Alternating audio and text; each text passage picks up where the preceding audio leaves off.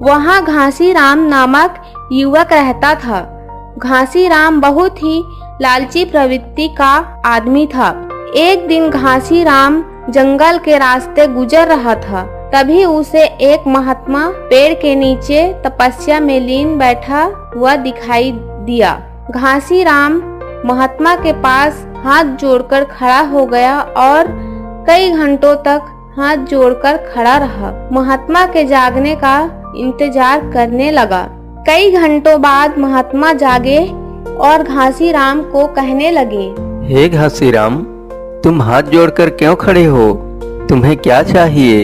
हे स्वामी जी, अगर आप मुझे कुछ देना ही चाहते हैं तो ढेर सारा धन दौलत दीजिए, ताकि मैं खुशी खुशी जीवन यापन कर सकूं और मुझे कभी भी धन की कमी न पड़े।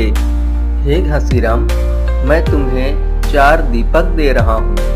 पहला दीपक लेकर पूरब दिशा की ओर जाना और जहाँ पर भी दीपक बुझ जाएगा वहाँ पर खुदाई करना तो तुम्हें ढेर सारा धन मिल जाएगा, और फिर भी तुम्हें धन की कमी कम पड़े तो दूसरा दीपक लेना और पश्चिम दिशा की ओर चले जाना।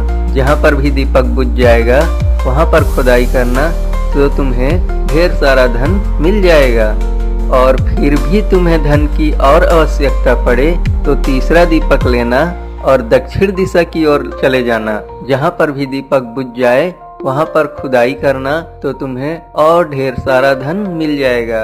हे घासीराम, चौथा दीपक उत्तर दिशा के लिए है। हाँ, लेकिन याद रखना, चौथा दीपक भूल कर भी कभी मत जलाना।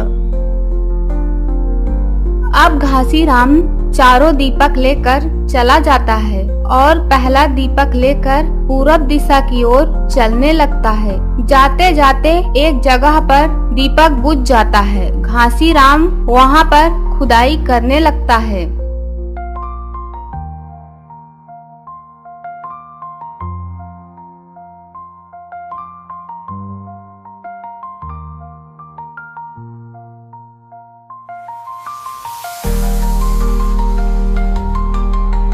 तभी घासीराम को सोने से भरा कलश मिलता है। घासीराम बहुत खुश हो जाता है और सोने से भरा कलश लेकर घर आ जाता है। अब घासीराम और अधिक लालच करने लगता है और दूसरा दीपक जलाकर पश्चिम दिशा की ओर चलने लगता है। तभी एक जगह पर दीपक बुझ जाता है और वहाँ पर खुदाई करने लगता है। तभी घासीराम को सोने से भरा मटका मिलता है। घासीराम सोने से भरा मटका लेकर घर आ जाता है। अब घासीराम और अत्यधिक लालच करने लगता है और तीसरा दीपक जला लेता है और दक्षिण दिशा की ओर चलने लगता है। तभी दीपक एक जगह पर बुझ जाता है और वहाँ पर खुदाई करने लगता है। तभी घासीराम को खुदाई में सोने से भरा संदूक मिलता है। अब घासीराम सोने से भरा संदूक लेकर घर आ जाता है। अब घासीराम सोचने लगता है, स्वामी जी तो चौथा दीपक जलाने के लिए मना किए हैं। जरूर वहाँ पर और अधिक सोना छुपाए होंगे, इसीलिए मना किए हैं। लेकिन मैं तो चौथा दीपक जरूर जलाऊंगा। और घासीराम चौथा दीपक जलाकर उत्तर दिशा की ओर चलने लगता है। तभी दीपक एक पुरानी हवेली के पास बुझ जाता है और घासीराम सोचने लगता है, स्वामी जी यहाँ पर सोना छुपाए होंगे। और घासीराम हवेली के अंदर चला जाता है तो देखता है एक बुजुर्ग आदमी आटा चक्की पीसते रहता है। घासीराम बुजुर्ग व्यक्ति से कहता है, हे महाशय, आप यहाँ पर क्या कर रहे हैं? हे नवयुवक, थोड़ा आटा चक्की पीस दो, फिर मैं बैठकर आराम से बताता हूँ।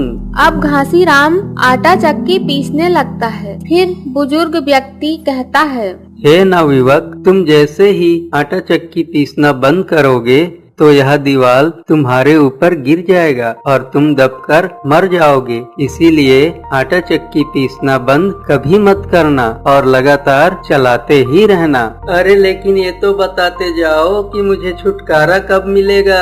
हे नवयुवक, जिस दिन मेरे और तुम्हारे जैसा कोई तीसरा लालची आदमी आएगा तभी तुम्हें छुटकारा मिलेगा।